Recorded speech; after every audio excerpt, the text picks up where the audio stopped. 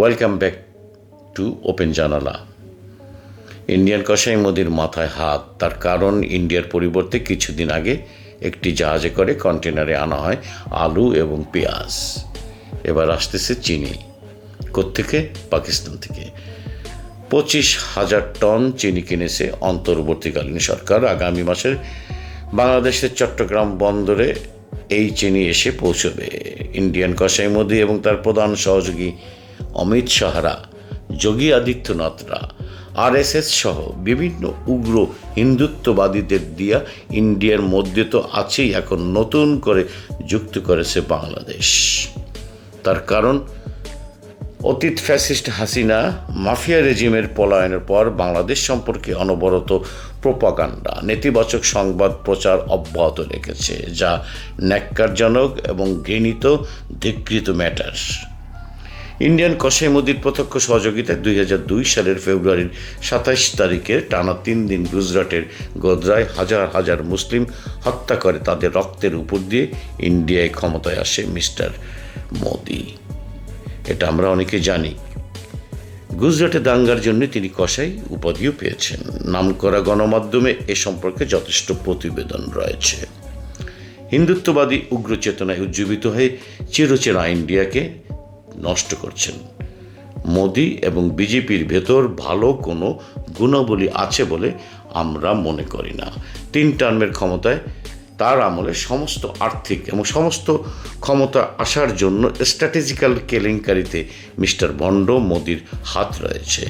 মোদিকে শুধু ঘৃণাই করা যায়। এবার আসি মূল টপিকসে। তার আগে যারা এখনো সাবস্ক্রাইব করেন নাই, অনুগ্রহ করে সাবস্ক্রাইব করুন ওপেন জানালা।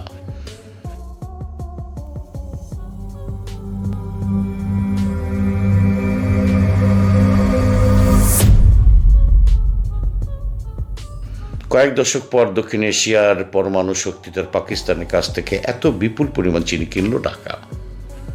পাকিস্তানের সাথে বাণিজ্যের একটা অমিত সম্ভাবনার দ্বার ক্রমশ বাড়ছে। যদিও বা পরিবহনের বাড়তি খরচার কথা মাথায় রেখে পৌষ দর পর্যন্ত যদি পর্তায় পড়ে, তাহলে পাকিস্তানের সাথে আমদানি বাড়বে।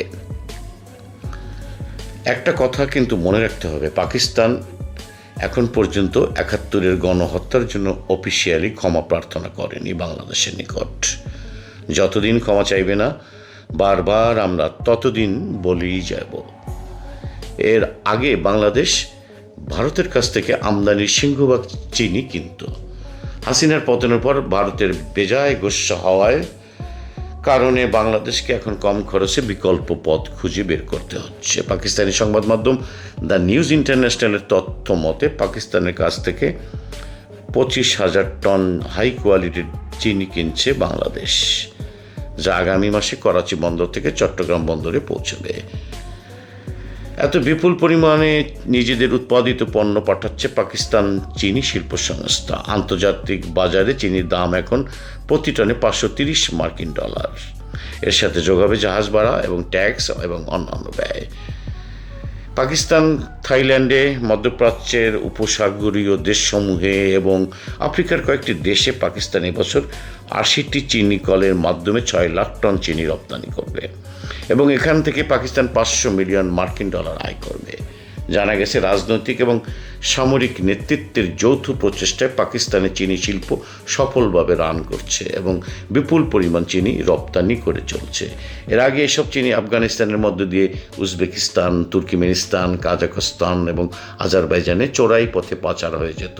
বৈদেশিক মুদ্রা অর্জনের ক্ষেত্রে পাকিস্তানের চিনি শিল্প জাতীয় অর্থনীতিতে যথেষ্ট অবদান রাখবে।